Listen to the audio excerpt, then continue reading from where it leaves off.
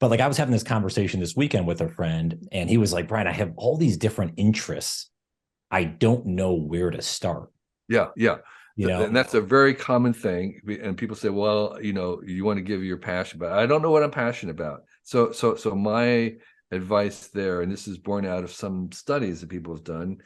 Cal Newport has a bunch of work on this, which is it doesn't really matter where you start. Does not you pick one at random.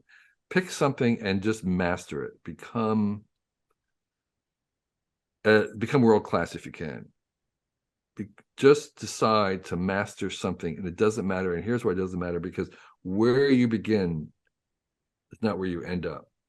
And anybody that you find remarkable today or admire deeply, who is some high level of success, they did not start there. Their path and their journey is really, really very long and twisted. There are occasional exceptions, so that people who, from a Tiger Woods or somebody who's from very young age kind of knew what they want to do, but look at their struggles they have. So it's not necessarily their life isn't over. Who knows where they're going to end? So um, it doesn't really matter where you begin.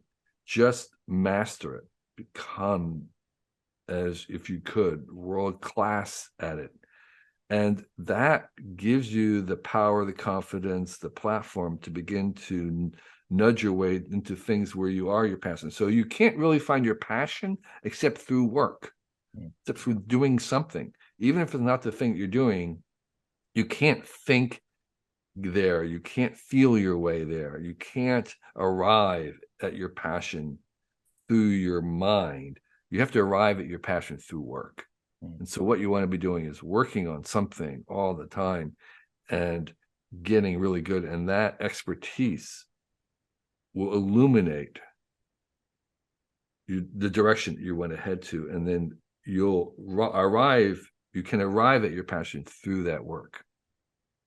I really love that. It reminds me when Seth Godin was on the first time, he mentioned something similar around like everyone thinks I have to have a passion before I start. But the reality is if you Right, become successful, quote unquote, like right, and you build, happiness and fulfillment right, in the project, you actually get passion.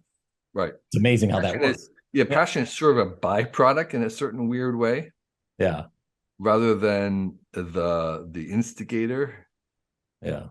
You don't kind of like you don't kind of like inherit or get contagious or infected with the passion and then perform.